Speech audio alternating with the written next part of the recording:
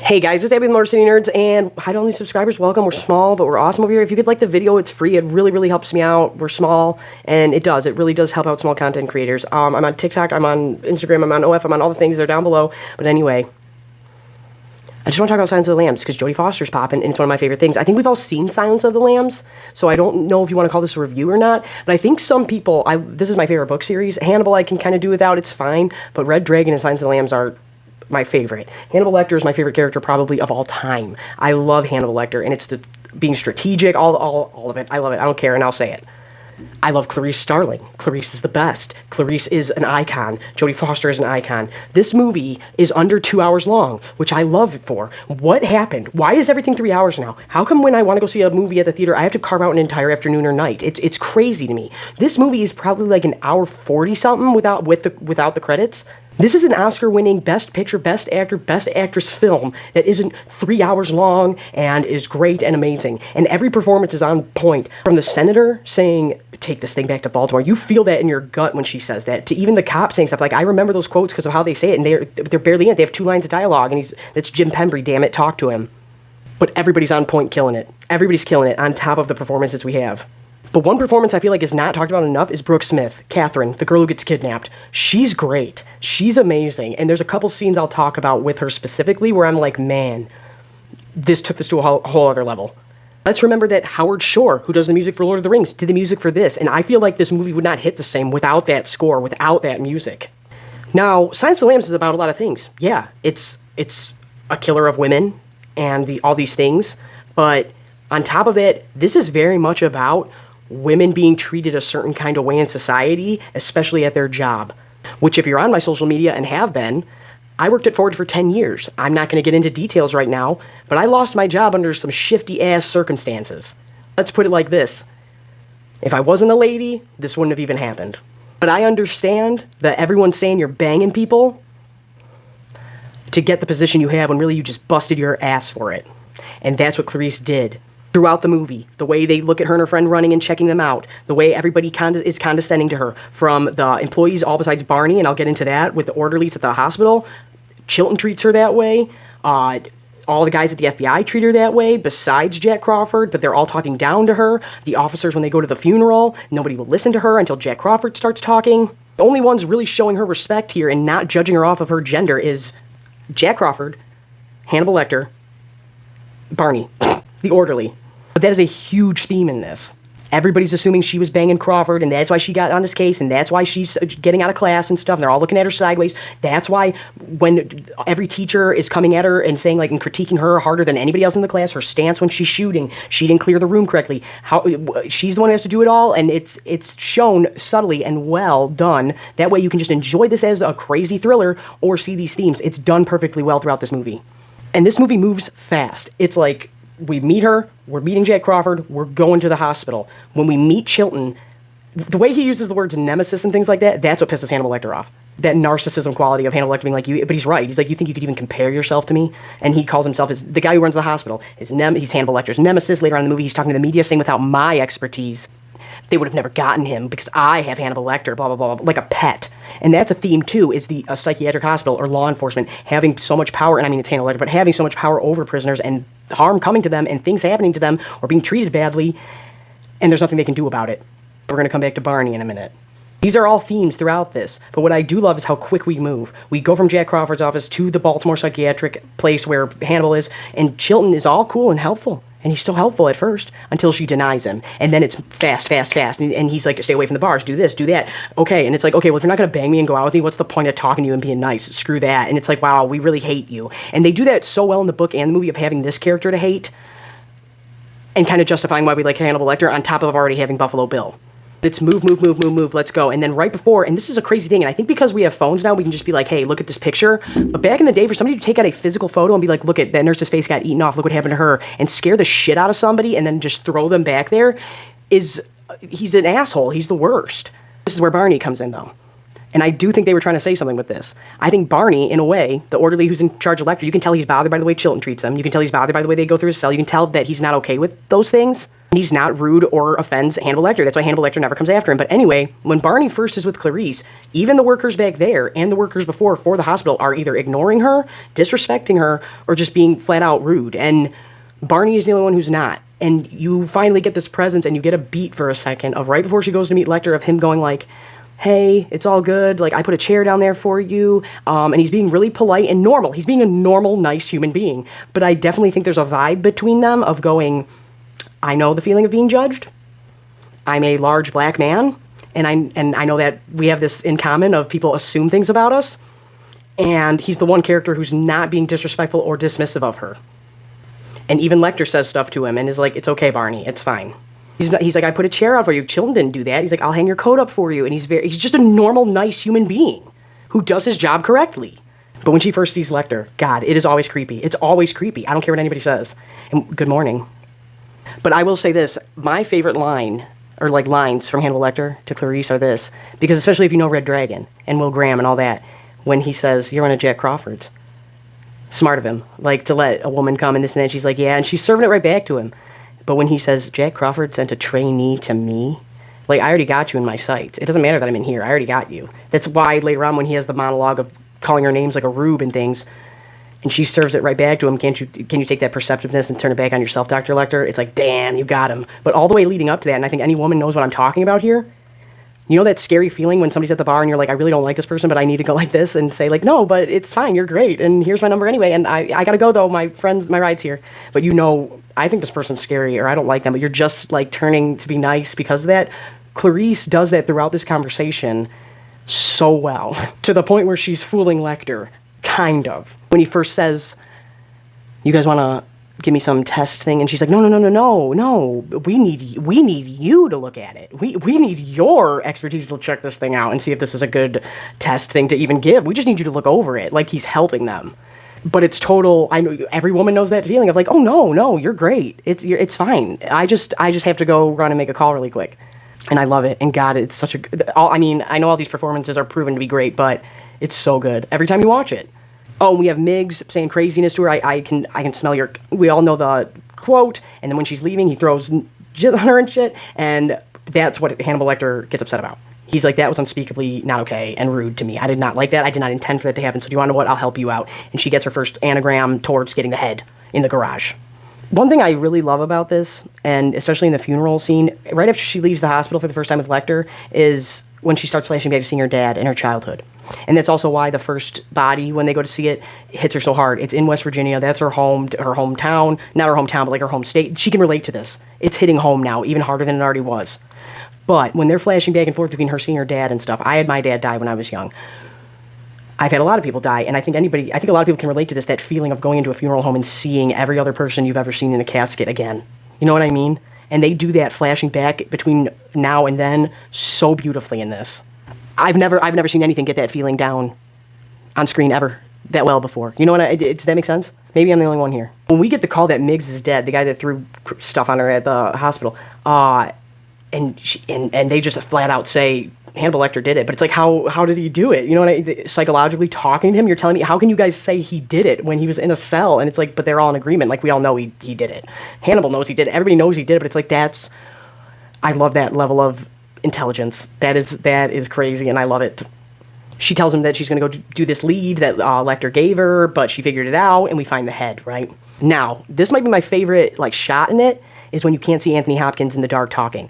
And he just says, first you see the thing the drawer come out, and she takes the towel out and she's drying off, but the whole time she's really just like, come on, Lecter, like, I Miss Moffat, I found this, I found the head, who is it, yada yada yada, and he's not saying nothing, and then it just opens, and then he says, your bleeding stopped, and when she goes to say something, then stops because she realizes halfway through, oh my God, he can smell it, like, okay, that I forgot how good you are at this and how perceptive you are.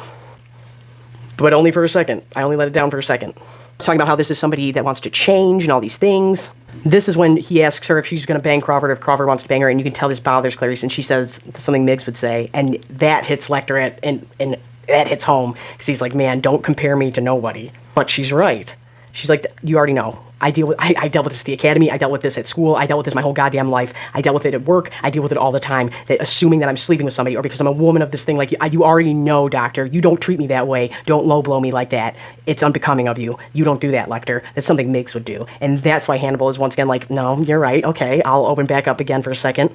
He tells her, I got nothing but time, and I want a view, and I want a window, and I want out from under Chilton. I want out from under that creep, and then maybe I'll help with this psych profile. Then we cut to what the real creepy song in this movie is, which is American Girl by Tom Petty. When Catherine is driving and blaring American Girl, if that comes on while I'm driving, I turn it off. And then we see the night vision, which comes back later with Buffalo Bill. He pulls the Ted Bundy pretending to be hurt. He gets her. And the creepiest part of that is like that he doesn't do anything to her after she's knocked out. He's just touching the skin. And oh my God, that is so scary. Now these two scenes with Catherine, this actress killed it. And it really changes everything. And I think because of the meme with the lotion on the basket, people forget about this. But when she's first trying to barter with him, she's smart. She's like, Mister, my family's got money. We got this, we got that. And she's really trying. And then he's yelling at her to put the lotion in the basket, and the light moves, and she sees the blood and the fingernails, and that people have been down there dying for a long time, and she starts screaming. And then in the middle of trying to barter, just starts yelling, I want my mommy, like any kid would do, whether you're 3 or 30, I want my mommy. And it is so disturbing, and it is so scary, I don't care what nobody says, and that is, she kills it. The other one is when she gets Precious, man. And Precious is the same dog. My favorite movie is The Burbs. And the same dog in that Queenie and Precious are the same dog. And I always love that. But anyway, when she gets Precious, and she comes up with that plan to get the dog down into the well, and at first she's being nice, and she's like, she's real hurt, mister, blah, blah. And then he's like, don't you do nothing. He starts going off. She goes, I'll break her fucking neck or something. I'm like, Catherine, yes, I love you. Snap that dog's neck. We never want the dog to get hurt. But if she would have snapped Precious's little neck, I think we all would have cheered. But the fact that she takes Precious when she leaves is even better. But still, when she's like, I don't get... First, she's like, come on, she's real hurt. She needs your help. And then he's like, I'll fucking get it. And I'm like, I love you, Catherine. That's great. I think that's probably the most realistic version of, like, if that situation happened and an FBI agent showed up when Starling's like, I got it, Catherine. It's all good. And she's like, get me the fuck out of here. Like, that really is how you would react. I don't think you'd be like, oh, get me. I think you'd be like, yeah, get me the shit out of here. We find the moth in the body. We find the moth in the head. The museum guys who are also outcasts and probably judged and treated a certain kind of way. There's a reason why Clarice goes there at night and feels safe to do that alone with these two men. Throughout the movie, we were being shown all these predatory men, and then you're cool to go here alone at night by yourself. It's because these guys, she knows they're not a threat. She knows they're good guys. That's why she doesn't get offended or angry when the one is totally normal flirting with her instead of being a creep staring at her from 20 feet away, or checking her out at her job, or asking her if she's banging her boss. We find out that Chilton has been recording everything, all gross and nasty. We really hate Chilton by the end, and we really want him to get eaten by a cannibal by the end. I'm having an old friend for dinner. You gotta really hate somebody for that. One thing I really love that Clarice does in this is when she tells him, he's like, oh yeah, that really bothered you back there, how I said that in front of those cops. I just said it to do whatever, Starling. And she's like, it matters. How you act and how you behave and how people look up the rank to somebody like you, it matters.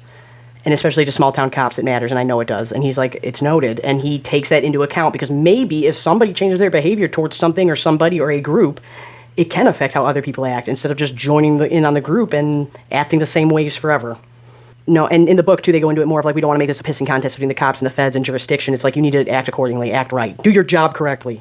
Your behavior towards me and how you act towards me matters. It will affect the way these men treat women who work with them. We first see Bill's house in Ohio, of course. Ohio, come on, I'm from Michigan. We don't like each other. It is what it is. But you're more than welcome to be here. But anyway, we show the house. And that is so creepy because it's like just a normal looking house. And then we go underneath it and it's just a labyrinth of evil and craziness. And that's scary. That's, no matter how many times you watch this, that is scary. And then him naked sewing at the machine is so creepy. And hearing Catherine screaming. We finally do get Chilton versus Clarice, and this is kind of what pushes Chilton over the edge when she does give the terms up to Lecter about the fake vacation island he's going to get to go to, which isn't real, but she's involving the fact that the senator's daughter has been kidnapped. And I always love that scene when she first sees the news and she's like, she's looking at, why is she saying her name over and over again? Because then it makes him see her as a human. Maybe it's because girls and women, young women, are not really viewed as people, and they get hurt all the time, and maybe they're saying something more with that. But Chilton keeps referring to Lecter as my patient, like a pet, like I said. When Clarice and Hannibal are talking and they both realize, when he says was it a butterfly they found? And she goes, a moth. And then it's like, we both know that we know, and how long is it going to take? And we start the quid pro quo. And True Detective, you cannot put Jodie Foster in anything and then use the line quid pro quo and expect us not to think that was a direct Silence of the Lambs reference. I already thought it when you said send this thing back to Anchorage. I'm like, send this thing back to Baltimore? I see you. I love it, but I see you. Now, I'm going to say some stuff that people disagree about, but if you've read the book, And like I said, this is one of my favorites. Or watch this movie enough, you'd know what they're saying here.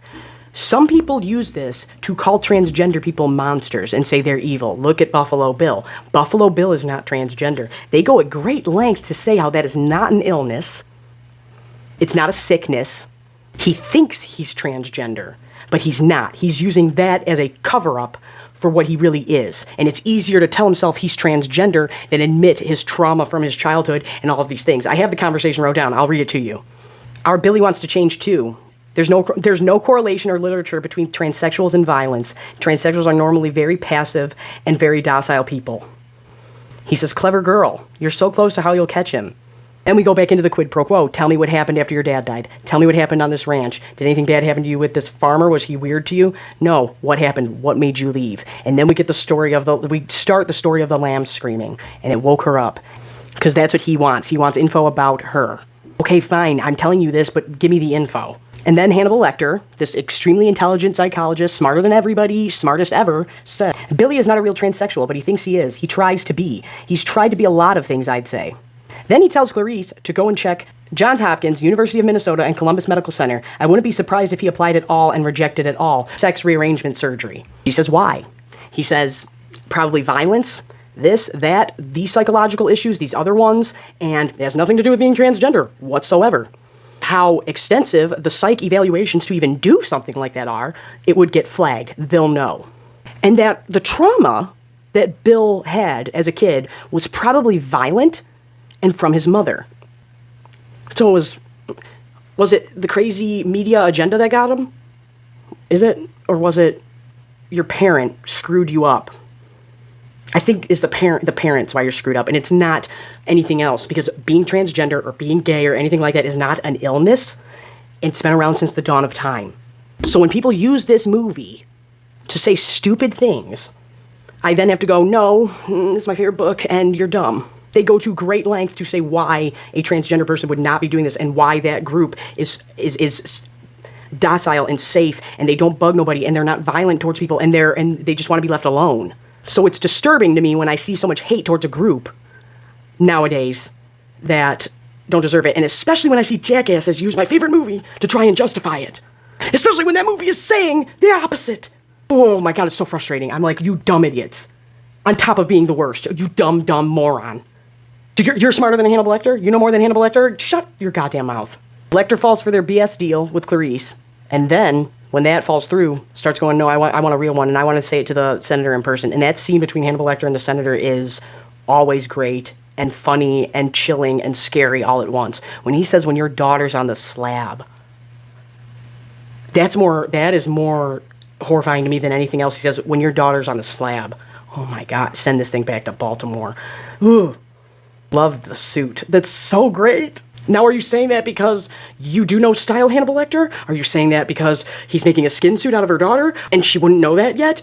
There's a lot of things behind love your suit. Oh my God, it's so good. And then we see Chilton taking all this credit and Clarice getting taken off the case. And that cage scene is scary. The attack on those cops is scary when Lecter does it. That's for sure. Even then, letting Clarice right through to see Hannibal the cannibal. You're letting this woman right through. She's not a threat. She's not an issue. Yeah, going through, I guess, well, just check your gun, whatever, blah. They are nonchalant about her. They're dismissive of her. She couldn't be a threat. She couldn't be a problem until about halfway through her and Lecter's conversation. That's when the kerfuffle at the door happens. It's because Chilton shows up. And he's like, get her away from there. And then he hands her back the case while we get the finger touch. People will say we're in love. There's a respect there between them. Clarice gets thrown out. When we show his cell from the top, getting dinner and the drawing of her and then the attack, it goes from being so pretty to so scary. I don't care what anybody says. When he attacks and starts biting that face, it is scary. It is tense when they're all in the elevator and the blood starts to drip, or when they're watching the numbers go. It is the tension building in this is so good. Everything is set up. They talk about him being able to control his heart rate throughout it. They set up the night vision goggles with Buffalo Bill. All of that is set up. And then we have him getting away in the ambulance. And when he pops up with that face on, it is gruesome. To this day, it is gruesome. Immediately cutting to her friend, dropping the phone and running because she's worried about Clarice. And Clarice is like, I'm not worried. He wouldn't do that. Because Hannibal Lecter doesn't target people who don't offend him. He's not going to come after Clarice. He's not going to come after Crawford. It was their job. He's not going to go after Barney. It was his job. But they didn't use power over him. They weren't trying to do nothing creepy with him. But when we get the ending where Crawford goes to where they think the killer is, right? And Clarice figures out it's BS, it's an anagram, and she's in the right town and goes to we covet what we see every day, and she goes to the first victim's house. That scene hits so hard every time I watch it when she's in her room, because I think everybody has that jewelry box with the ballerina. It's such an innocent thing, and then she was hiding such an adult thing behind it, those pictures of her. It just hits hard. It hits really hard, and it's so sad seeing like the cat walking around and nobody's touched her room, and then it dawns on her, we covet what we see every day. He's here. He's in this town.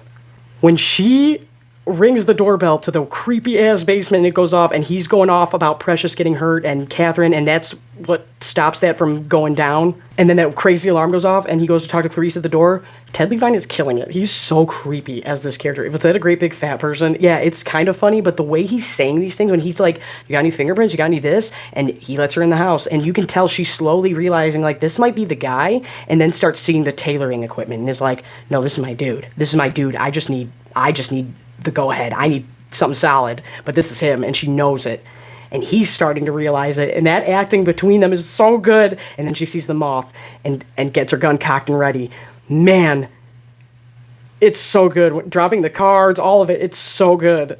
Like I've been saying with the women thing and how they're objectified and how they're looked at and how they're murdered in this, guess the reason why Bill got caught? Because the two dumbass teenage girls Clarice was talking to who were just bullshitting, gossiping with her. They were like, yes, you used to do tailoring for some lady down the street. Neighborhood gossip is what got your ass. Got him through the grapevine. But Clarice going into the basement and them showing Crawford and them at the wrong house. That would, like I said, people wanted to hate on True Detective Season 4 before it even was going. Right after Episode 1, I was like, how dare you disrespect Jodie Foster this way? Silence of the Lambs and her, the icon of it, set up everything for Seven, for True Detective, for any of that to be even taken seriously. So sit all the way down and get on your knees for this woman. How about that? Because that's some True Detective shit. Showing the feds going to one place thinking we got him, and then having her going and knocking the door and it being the killer, and you're like, oh shit, no backup, here we go. That basement scene is so scary. The closeness he gets to her face and her hair and her head is creepy every time. Now, this is why I didn't talk about the Goodbye Horses scene yet, because this is the one thing I wish they would have done from the book. The reason he doesn't blow her head off right then and there is, for a movie, it works because of hubris. The killer always thinks they're a step ahead, and then they're not. In the book, it's very, very graphic on how his mom treated him, why he's doing this, what he's doing. It's very scary and creepy. But not only that, he specifically needs pieces to finish it. And one of them is the hair. And he loves Clarice's hair. He wants it. He covets it. So he doesn't want to blow her head off. And he's second guessing himself. Because he's like, I got 2 for 1. I can trap her and trap her. And if you look at the Goodbye Horses scene, which is a jam, by the way, I put it on all the time, you can see where the skin comes in around the head, like it's not finished. And I'm wondering if that was ever like in the script somewhere where he was going to say that, because you just need to say it once. But like I said, it still works either way. And then he gets caught when he cocks his gun. She turns around, gets him, blows out the window, sees him dying. It's great. Probably one of the best endings too. And then we go to her graduating class, and then we go to her doing this, and then we show Jack Crawford. What is he doing? He doesn't hug her. Doesn't pat her on the back. He shakes her goddamn hand, and they show it close up.